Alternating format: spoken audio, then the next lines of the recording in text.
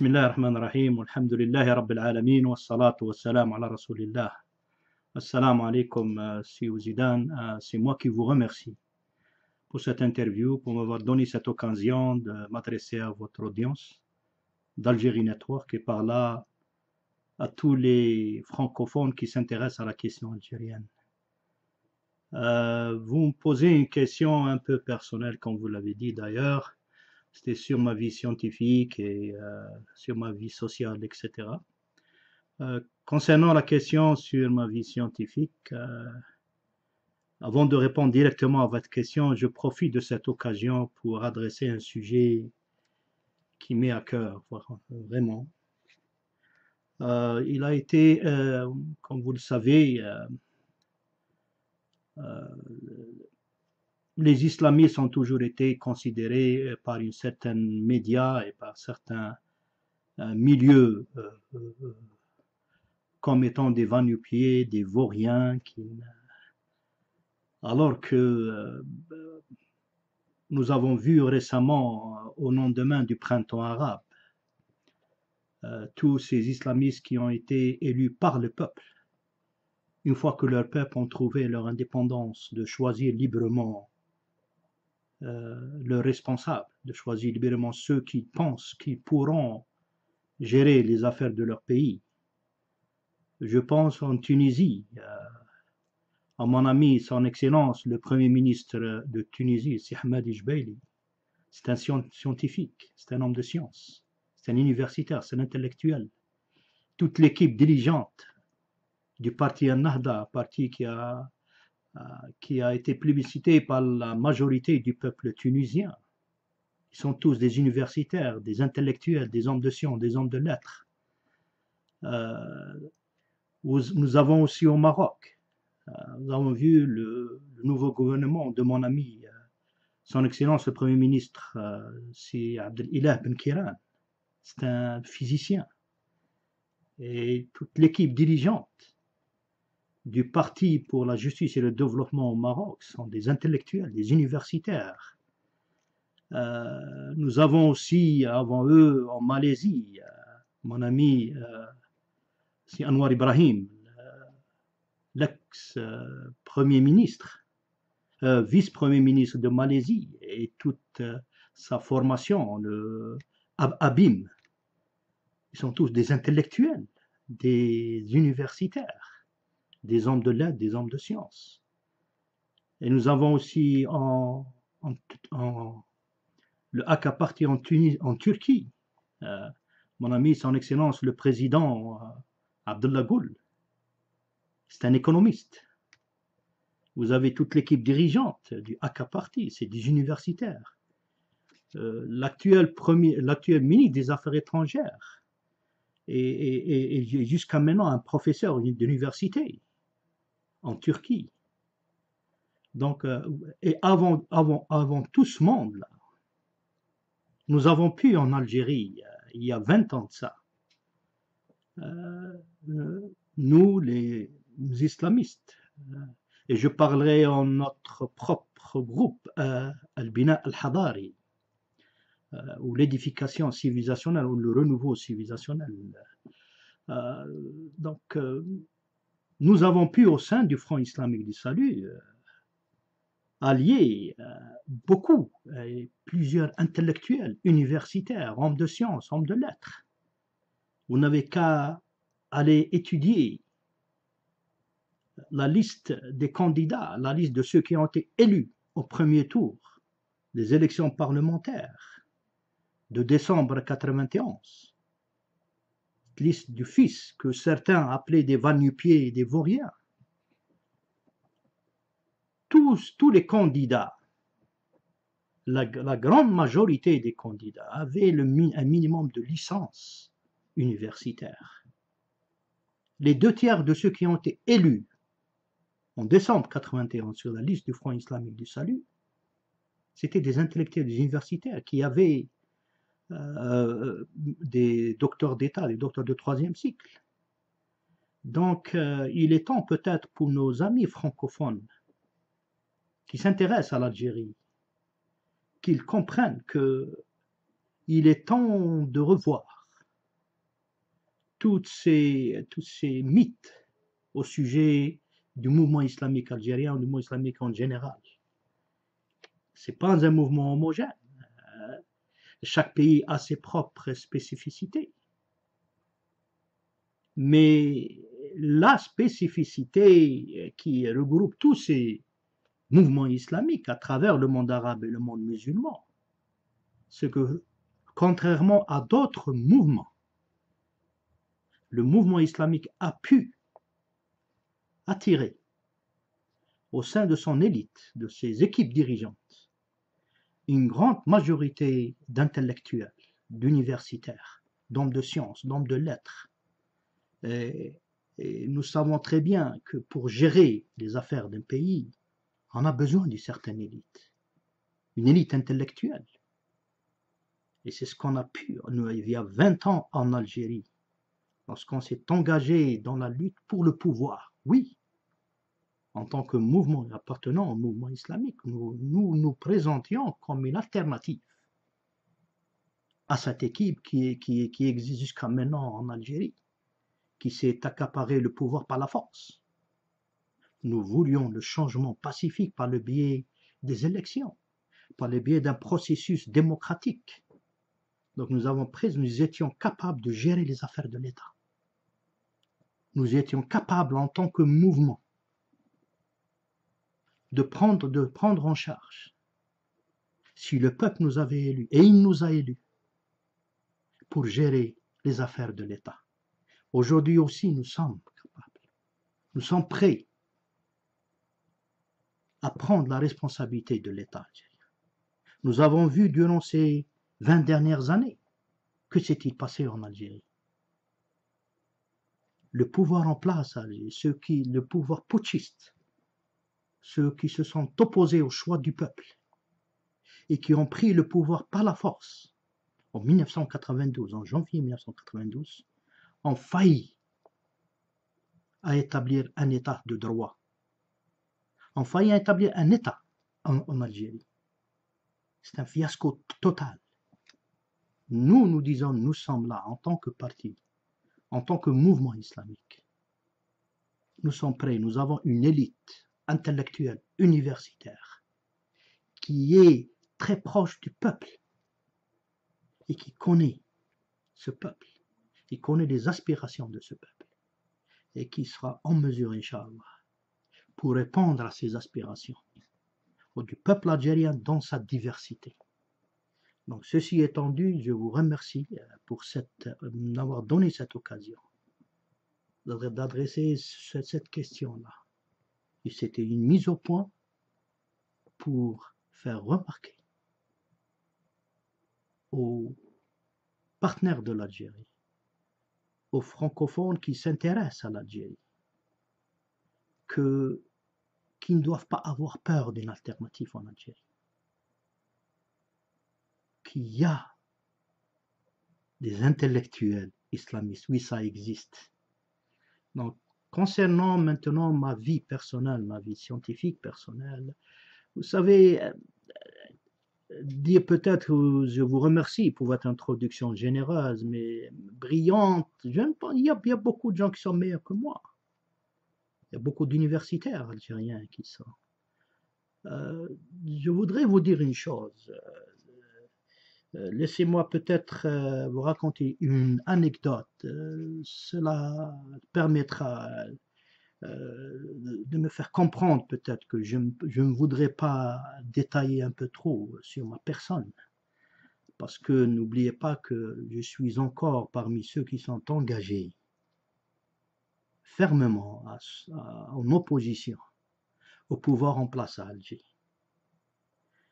Donc, il y avait vers les années 2004, 2003, 2004, c'était juste après que, pour des raisons politiques, j'ai quitté la direction du Front islamique du salut. Donc j'avais moins de responsabilités et je voulais reprendre ce que j'aimais avant d'être engagé en politique, c'est-à-dire l'enseignement de la physique. Donc, je me suis adressé à certaines universités dans les environs de Washington, D.C. Et donc, j'avais fait un interview dans une petite université parce que cela fait, dans le temps 2004, ça fait 12 années que j'avais pas touché à la physique. Donc, j'ai fait une interview et apparemment ça marchait bien, mais il fallait que je passe ce qu'ils appellent le background check, security check. Donc, je devais attendre quelques jours, mais c'était administratif en général. Mais tant a été ma surprise lorsque quelques jours après, j'ai eu la visite, peut-être la première fois que je vais dire ça, pour essayer de comprendre ma situation, parce que je me considère comme étant pris en otage ici aux États-Unis. Ça pourra choquer beaucoup de personnes, mais c'est la réalité. Donc j'ai reçu une visite de deux gentlemen, de deux personnes. Ils m'ont montré leur carte. Un était un agent du FBI et l'autre un agent de la CIA. J'ai appris après qu'il s'agissait de cette équipe qui a été formée par le président Bush, interdisciplinaire, qui s'occupe de l'antiterrorisme. Ils sont venus, ils ont demandé à me voir chez moi. Donc, passant les détails, donc c'était quoi le sujet de leur visite? Ils me disent que vous êtes, moi-même, je suis un brillant physicien. Je ne suis pas si brillant que ça. Et donc, apparemment, c'est le dossier qu'ils ont eu d'Alger, que j'étais un brillant physicien ou quelque chose comme ça. Et donc, ils ont fait peur. Regardez. D'un côté, en Algérie, on nous a rabâché durant toutes ces années que ces islamistes sont des vauriens, sont des va-nu-pieds et d'un autre côté, lorsque ça les arrange, ils veulent faire briller notre image. Ça a commencé actuellement, je ne sais pas si on pourra voir ça au niveau du caméra. Donc, je vais mettre ici pour que vous pouvez lire le titre. Après, je vais vous expliquer c'est quoi ça. Je vais le lire après. Donc, cette campagne contre des islamistes intellectuels ne date pas d'aujourd'hui. Je reviens avec cette visite de FBI de CIA. Donc, il s'agissait ici des billets qui ont été, durant la campagne électorale de décembre 1991 pour les élections parlementaires. Je lis, c'était l'un des billets sur le quotidien d'Algérie, il y a d'autres sur le matin, etc. Le candidat du fils à Tlemcen, un professeur de physique nucléaire à l'université d'Alger. Etc. Donc ici, il s'interrogeait comment se fait-il, qu'est-ce qu'un physicien nucléaire vient de faire avec les islamistes. Donc il s'étonnait, ça ne pouvait pas coller. Mais malheureusement, cette campagne by the way, ces articles ont été introduits dans mon dossier lorsque j'étais arrêté par les services d'immigration. Donc, ces jeunes personnes qui sont venues me voir, ces agents du FBI et du CIA, m'ont dit, vous êtes un brillant physicien nucléaire, est-ce que des membres d'Al-Qaïda sont-ils venus vous voir, oui ou non? Demandons votre soutien à leurs actes, etc. Donc, bon, il faut mettre ça dans le contexte. C'était l'hystérie après l'horrible l'événement horrible de septembre 2001, qui a causé tant de malheur non seulement aux Américains, mais au monde musulman tout entier. Mais toujours est-il, ils ne sont pas venus juste comme ça. C'est par cette manipulation de l'information, etc. Donc, c'est ce qui m'a, bien sûr, j'ai tout de suite compris que je n'étais pas, que mon acte, mon désir de reprendre ma fonction d'enseignant de physique à l'université n'était pas la bienvenue.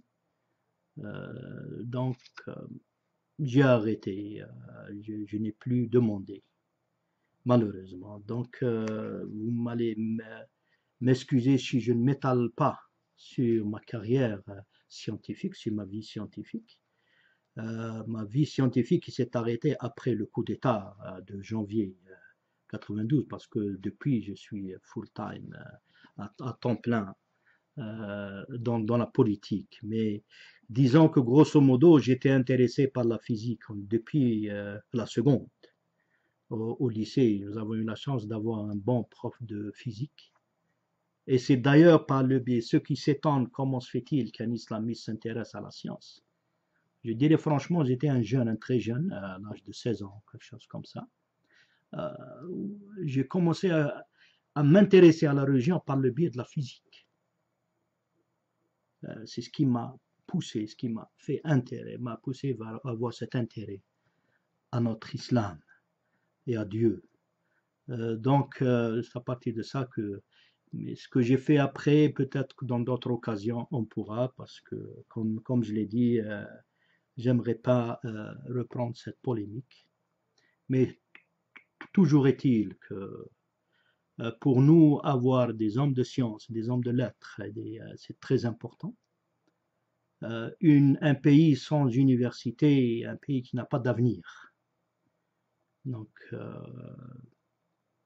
l'enseignement en général, l'enseignement universitaire et la recherche scientifique sont très importants pour nous.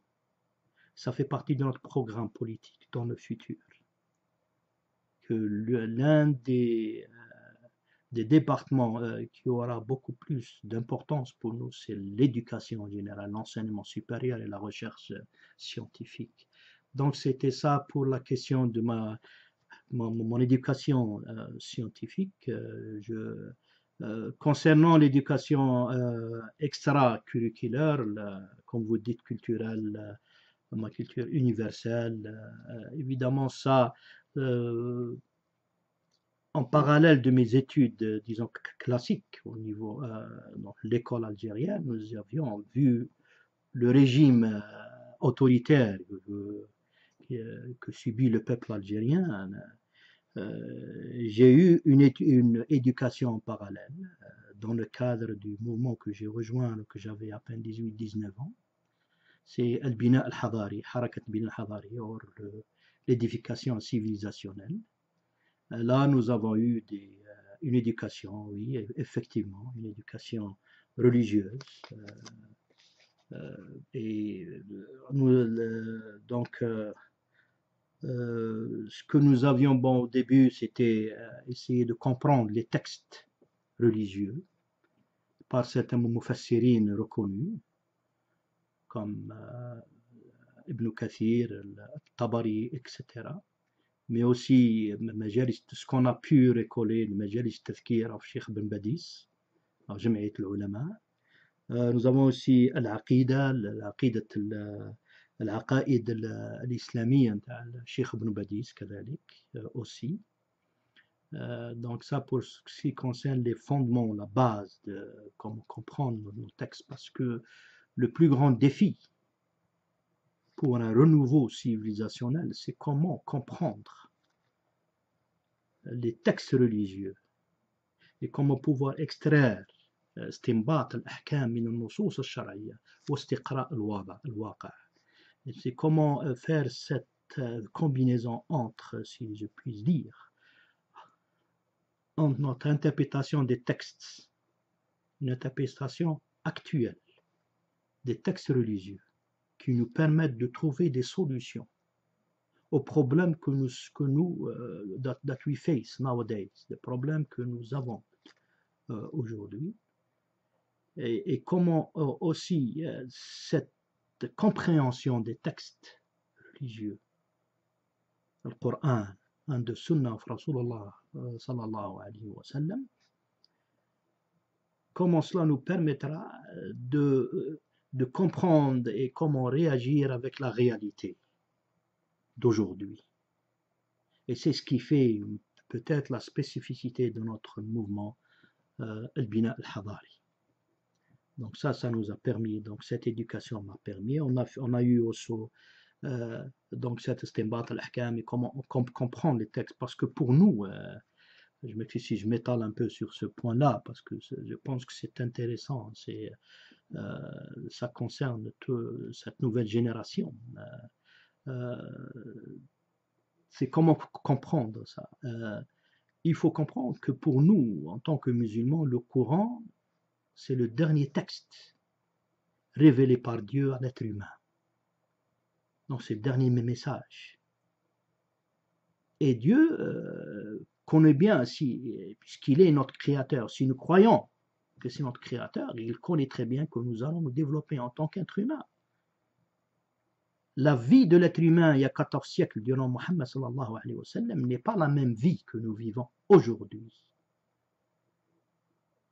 Mais donc ce texte qui a été envoyé, et si c'est la dernière révélation, si c'est le dernier texte de Dieu à l'être humain, il doit y avoir des réponses à des problèmes que nous allons avoir, que nous devons trouver des solutions aujourd'hui.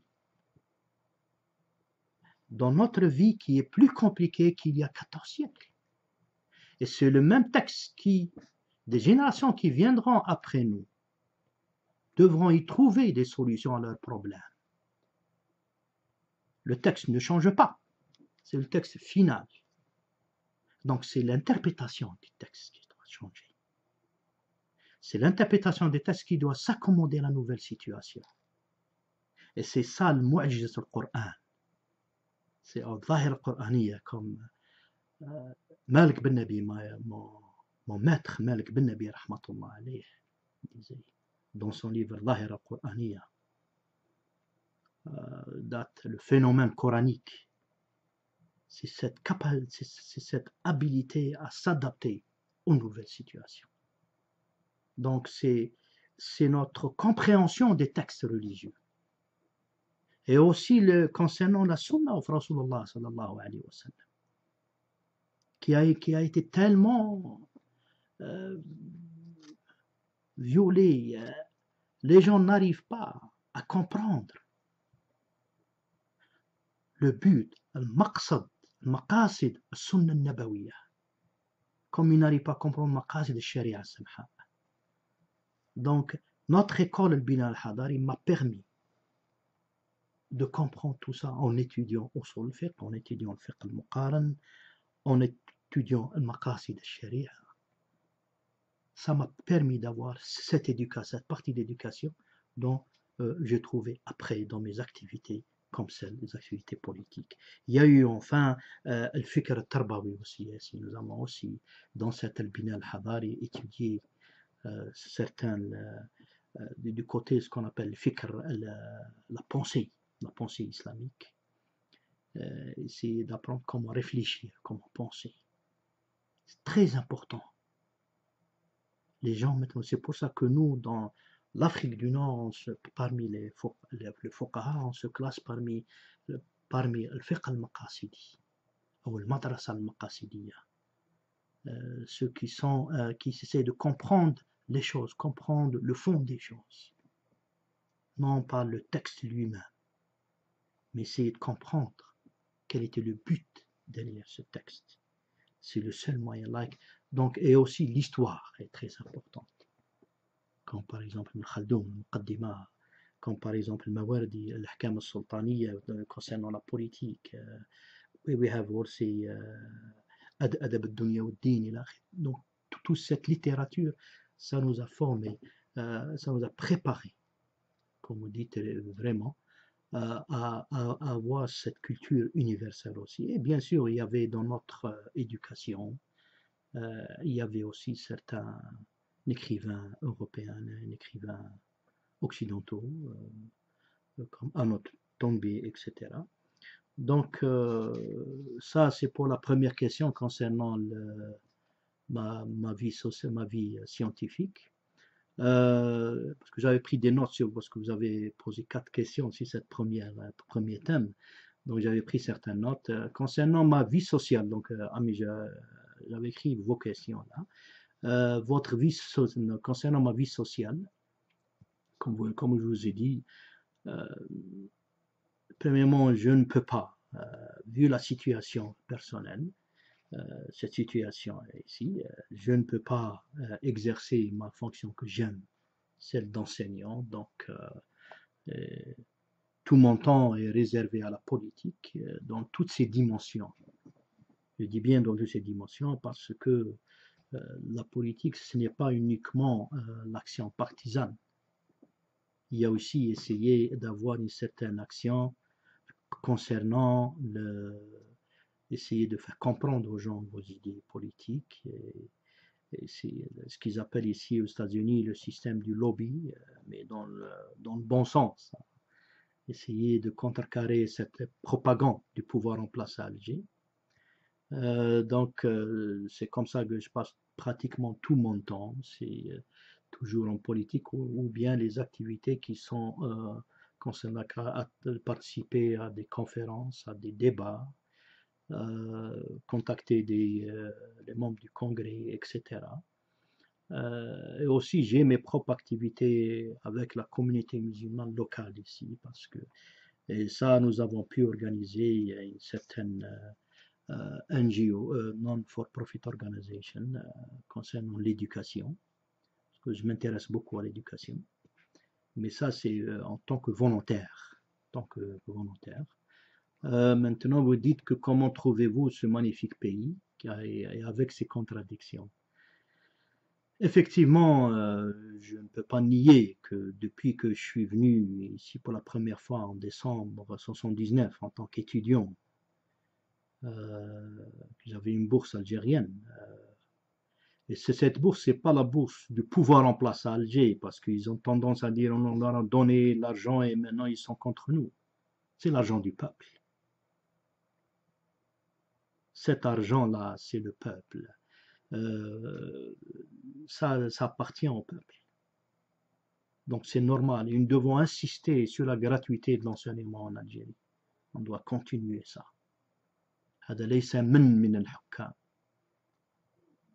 Mais c'est un droit qui a été octroyé et qui a été que nos parents et nos grands-parents qui ont participé à la libération de notre pays. C'est grâce à leur sang que nous, les générations d'après l'indépendance, ont droit à la gratuité des soins, la gratuité de l'enseignement, etc. Donc, depuis décembre que je suis venu aux États-Unis, franchement parler, ça m'avait beaucoup plu, la façon de vivre des Américains. Ou moi, en tant que jeune musulman, avec ma femme qui était étudiante en médecine, de vivre pleinement notre religion en toute liberté. C'était totalement différent de ce qu'on vivait sous l'influence française, soit en Algérie, soit en France, par exemple. La notion de séculaire est totalement différente. La séparation de la religion de l'État dans le sens américain est différent de celle dans le sens français. Dans le sens français, cela veut dire qu'on veut empêcher les gens, en quelque sorte, de vivre pleinement leur religion. C'est des intégristes actuellement. On nous accuse, nous, en tant qu'islamistes, d'être des intégristes, mais en fait, ce sont eux qui sont des intégristes. Ils veulent nous imposer leur mode de vie. Alors que dans le sens américain, c'est que l'État n'a pas le droit de favoriser une religion par rapport aux autres. Ils sont tous égaux. Et ça, c'est très important parce qu'il faut comprendre que nos sociétés se développent, elles changent. Donc maintenant, on ne peut pas parler d'une société totalement d'une certaine ethnie ou de certaines religions. La notion de diversité est devenue une réalité historique, est devenue une réalité dans notre vie quotidienne.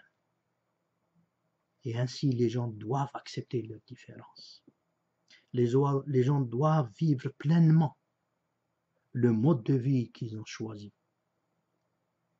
Donc c'est ça ce qui m'a attiré dans la vie américaine. Évidemment, il y a des défauts. Il y a des défauts. La question de, vous avez dit, prédateur, il faut comprendre que ça c'est tout pays essaye de défendre ses intérêts. Le problème, c'est que nos pays, parce que nous avons des gouvernants qui n'ont aucune relation avec les gouvernés, qui sont imposés par force. Le seul moyen de continuer à avoir la mainmise sur l'État et les institutions de l'État, c'est de se plier devant l'étranger. C'est ça le problème. Mais maintenant, après le printemps arabe, nous allons discuter, Inch'Allah, ça après, il y a une nouveauté. Il y a une nouveauté, c'est qu'il y a nos peuples, ça a commencé chez nous, en Tunisie, au Maroc, plus ou moins, en Libye, en Égypte, Inch'Allah, ça va aller dans le bon sens.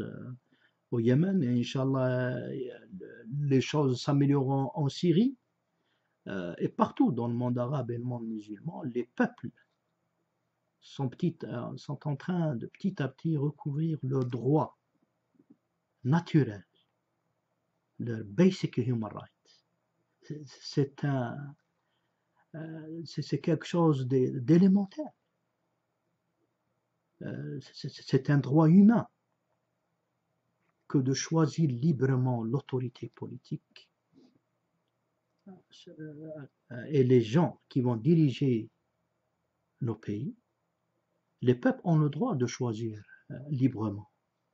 Et ainsi, le rapport des forces va changer, j'en suis sûr. Mais concernant les États-Unis, donc bien sûr, sur ma vie sociale, encore une fois, peut-être c'est la déformation professionnelle.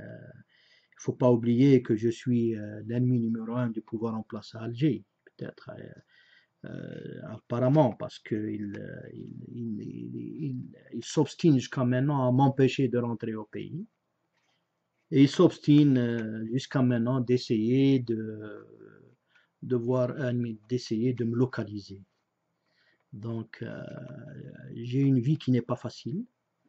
Et ça a des répercussions, bien sûr, sur mes enfants et mes grands-enfants maintenant. Donc, j'ai une vie sociale restreinte, comme je veux dire. C'est malheureux, mais c'est le prix à payer. Donc, que j'accepte, yani, alhamdulillah. Donc, on n'a pas beaucoup de vie sociale, sinon essayer de faire du mieux. Quand même, on a réussi à ce que ma famille ait une vie sociale normale, parce qu'ils vivent sous un autre nom, donc ils ont une vie sociale normale, mais moi j'ai une vie plus ou moins limitée. Donc, vu la situation.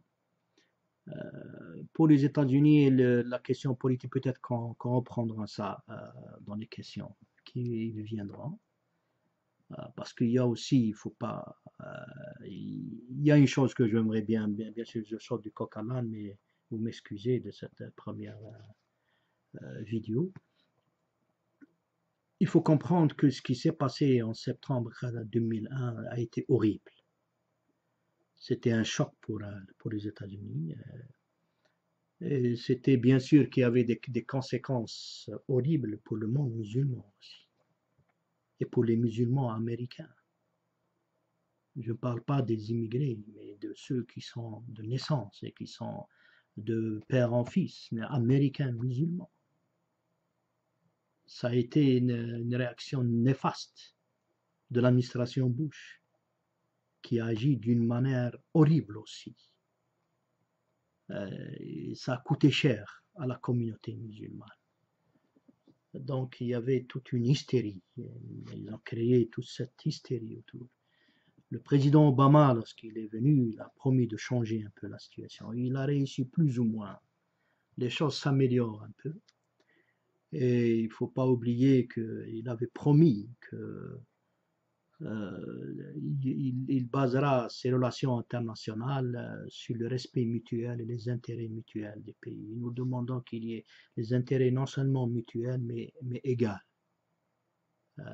Il faut une justice sur le plan international. Mais cela viendra lorsque nos peuples auront droit et auront réussi à s'accaparer ce droit. Parce que la liberté, s'ils réussissent à avoir des autorités politiques qui émanent de leur choix propre, choix des peuples, à ce moment-là, on pourra parler d'un certain équilibre mondial basé sur l'intérêt mutuel et basé sur le respect mutuel, avec, comme je dis, un intérêt mutuel et intérêt égal entre les peuples. Donc ça, concernant votre question pour la vie sociale, sur votre vie politique, vous avez un itinéraire de premier plan dans la décennie noire. Franchement parler, ça, je pense que maintenant le peuple algérien a compris ce qui s'est passé avec toute cette diffamation et cette campagne, parce que il ne faut pas oublier que je suis à l'étranger parce que j'ai été envoyé en mission par un parti majoritaire, le parti qui a été élu dans sa majorité, qui a reçu la confiance du peuple algérien dans sa majorité, le Front islamique du salut. Donc j'étais à la tête de la délégation, par une délégation de ceux qui ont été choisis et élus par le peuple, pour essayer de donner la version des élus du peuple, de ce parti de majorité, aux partenaires algériens et à la communauté internationale. Donc, il fallait faire face à cette campagne de diffamation, cette campagne de dénigrement de la part des putschistes à Alger. Donc, les gens maintenant ont compris ce qui s'est réellement passé et que cela ne suffit pas, parce que nous allons, Inch'Allah, avoir le rétablissement de la vérité qui a été derrière cette décennie noire. Et le qui Turquie et le pourquoi, ce qui intéresse le peuple algérien, c'est pourquoi tous ces morts. Donc c'est ça le point essentiel ici.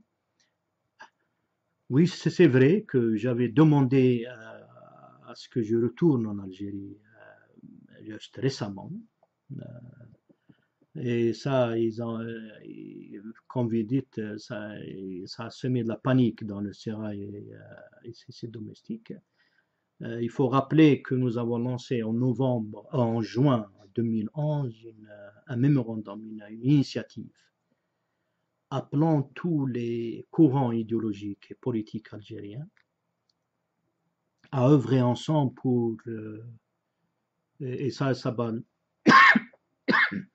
a été lors d'un mémorandum qu'on avait publié le 15 juin 2011 au nom du mouvement pour la liberté et la justice sociale en Algérie.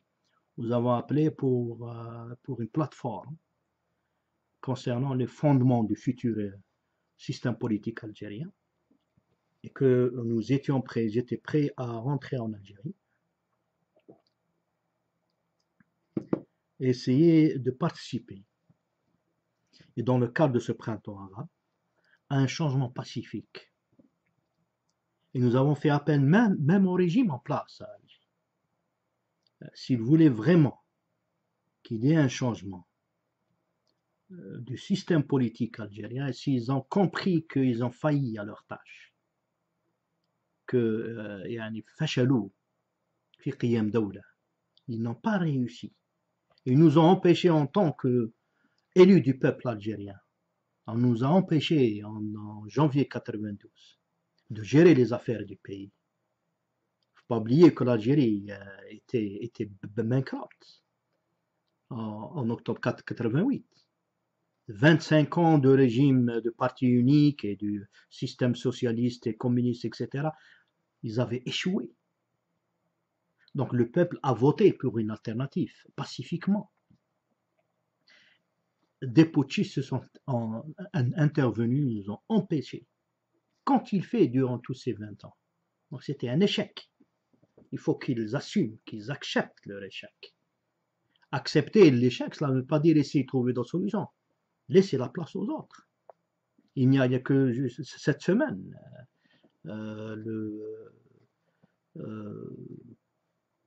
Ouyahia, ce qu'on appelle le Premier ministre en Algérie, a reconnu son échec. Mais que fait-il encore?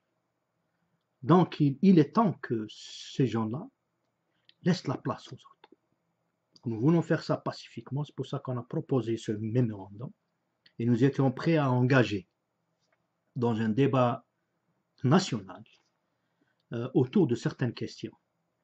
Et j'avoue que cette idée venait du frère c'est Abdelhamid Mehri, Allah yarhamou, qui avait lancé cette idée d'un débat national.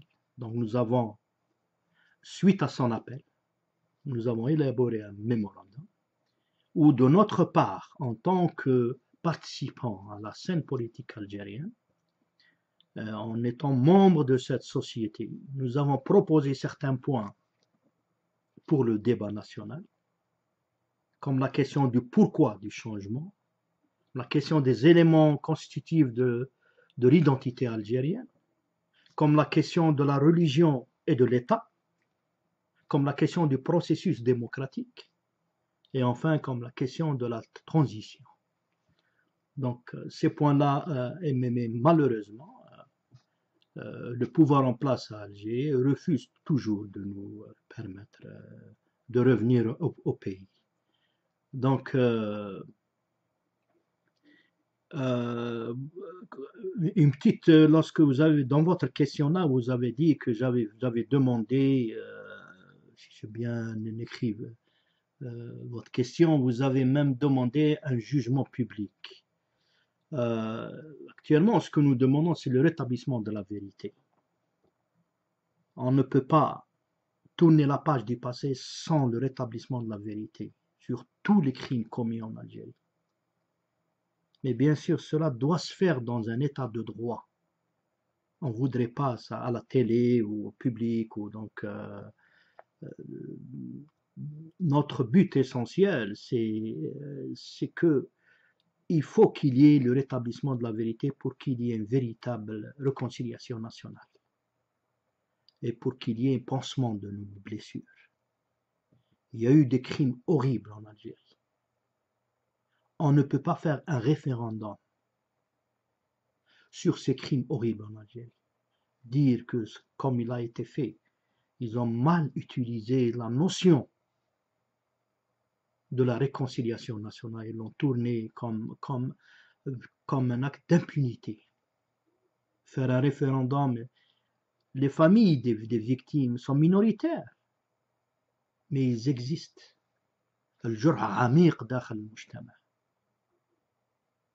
y a des blessures profondes au sein de notre société. Elles doivent être résolues dans le cadre d'une commission de vérité.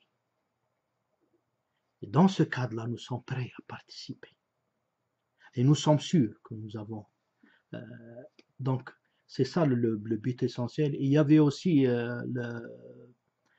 donc on n'a pas peur, bien sûr.